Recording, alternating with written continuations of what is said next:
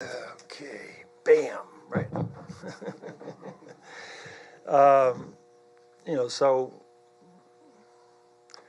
the reasoning behind the selection of BAM is we felt that, or I did, all of us, and we've always done things, sort of through a consensus, probably the best athlete, hungry, humble, and healthy, very strong, great workouts with us, great interview, saw him a number of times, and just off the charts from an athletic standpoint. And I think, we're lacking depth in the front court.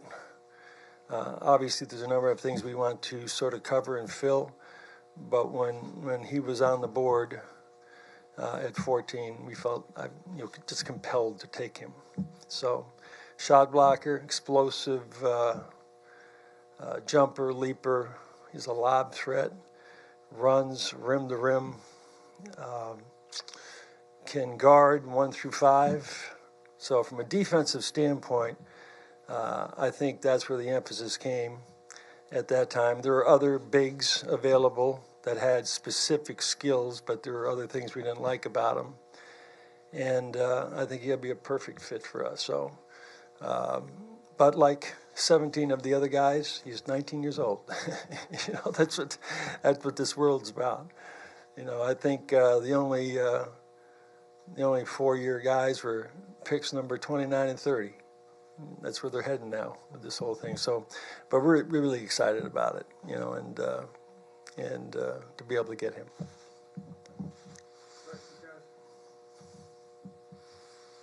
the workout, was there something specific that just made him, you just identified, okay?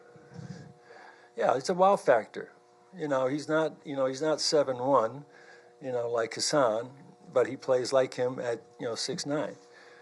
And he's an above the rim player for real, while other guys, try to play above the rim. And his speed, his quickness, his ability, we put him in situations to guard perimeter guys. Obviously, I'm a big fan of what John does from a coaching standpoint at Kentucky, and so he comes from a great system. And but just also when we sat and talked to him, for an hour, it's just you get sort of blown away by his story and his background and his motivation and why he is here. I mean, there's a lot of other sidebars to this other than just this incredible athlete. So we felt he was the best player at that time on the board. Now, he's not the best shooter, but that all comes. When he was in the workout for us, he made 30 out of 53s and had a great release, and so all that stuff comes with young big men.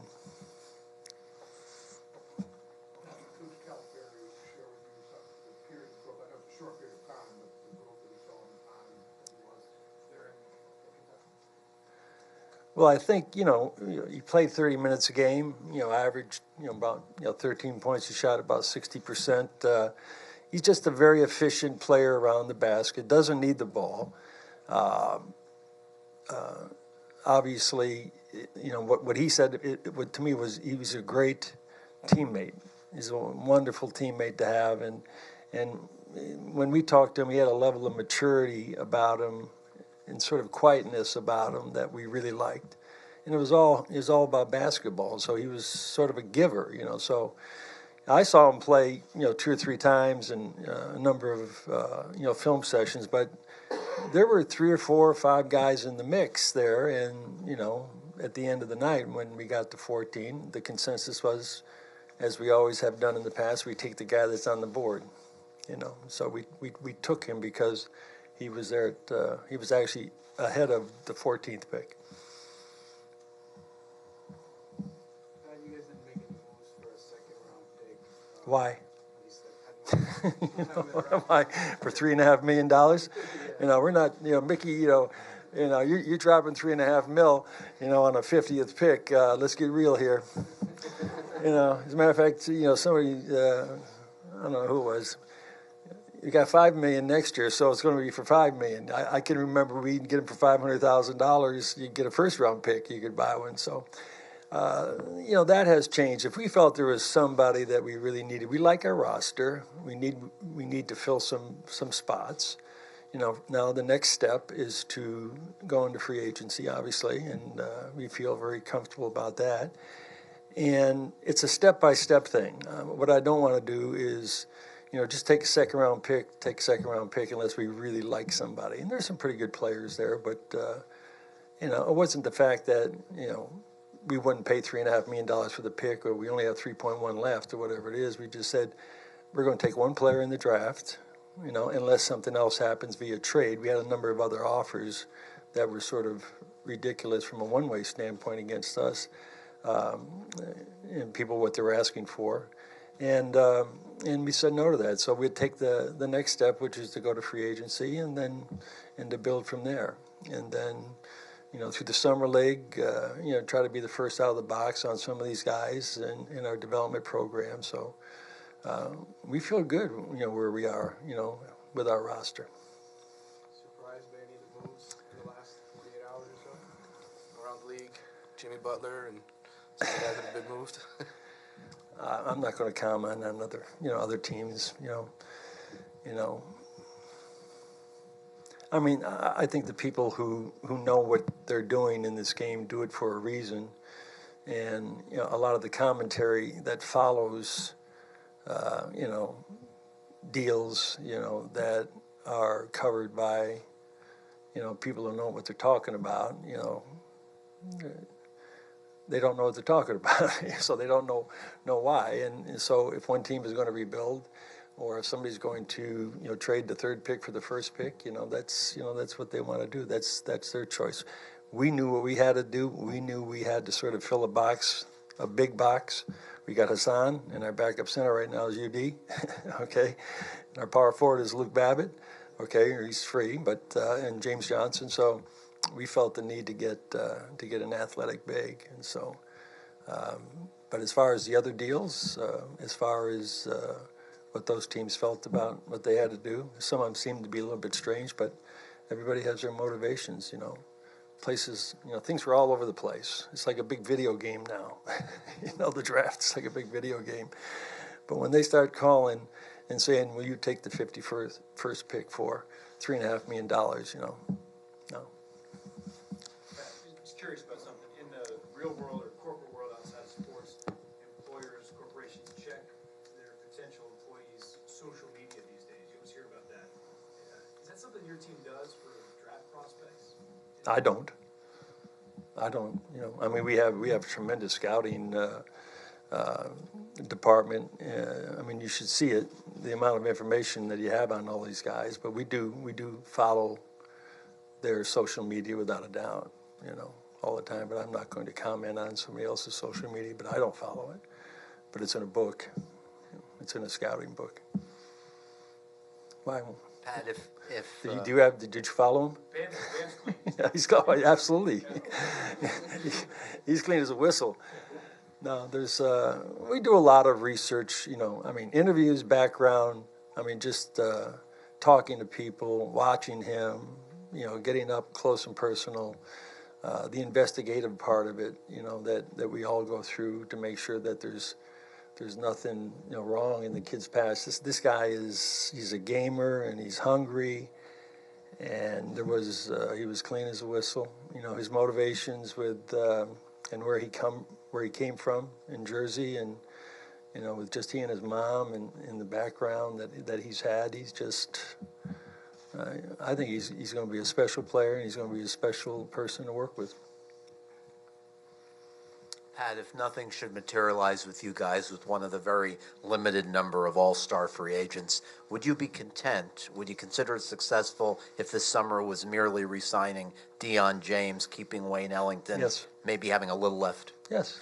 Yeah, I would, if that were to be the case, So, we've been working on that and talking about that, but now we can spend, the next 10 days or whatever it is, the next 8 days, getting that together. How much of a plan do you have at this point, Pat? What's that? How much of a plan? We have a plan. We have a plan A and a plan B. There's no D, E, F, or G. So we feel good about the plan. So you never know what's going to happen in free agency. We have great respect for the 2 guys, 3 guys, 4 guys that we had that are free agents and that helped. But we'll see what happens on July the 1st. It's always a pretty exciting time.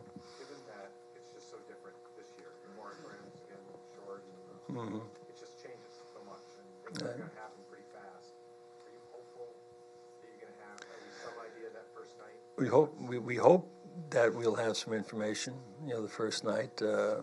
It's not like it was in 2010, where you had a 9-day moratorium and guys were flying all over the place, taking meetings and it's incredible. I mean, the itinerary that we had and the number of players that we flew around in 36 hours to see. And so last year, a lot of the business, was done quickly over the phone with a lot of these players, and some of the contracts were sort of out of whack. I don't know if you're going to see that this year. I'd be surprised because, from my experience with talking to a number of teams this year, those contracts are already trying to be dumped. And so I think there might be a little bit more discipline in how teams go about that whole process, just because there's a lot of money in the system, or there may be a lot of money in the system. But, the major guys are most likely going back for the most part, so there might be a couple of very, very good players that might be available, but from what we understand, most of the great ones will re-sign with their teams, and I can understand why they would. How big is the gap right now between the Warriors and everybody else?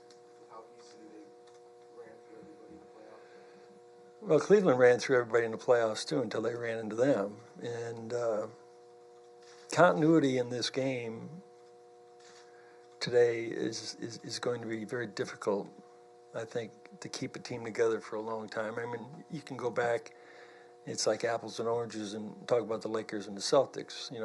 That team was together for 12 years. Same players come back every year. We got one free agent. I think Mitch Kupchak we got in 1981. He was like the first free agent in the new CBA back then, and so that team was together, and the Celtics were together for 9 years. And so if Golden State can keep those guys together for 9 or 10 years, there's going to be somebody who's going to catch up to them. It will happen, and or it might not. That's what. You're not a dynasty in 3 years. You're a hypothetical dynasty because of how good they are now, how good they're going to be in the future, and how quickly somebody else can catch them at the right time, or an injury, or maybe they don't sign somebody, or if you project down the road with that team or some other team that might have a payroll that could be $30 million into the tax, I mean, it starts getting pretty punitive. But right now, it doesn't look like there's many teams that are very close to them. They built something special.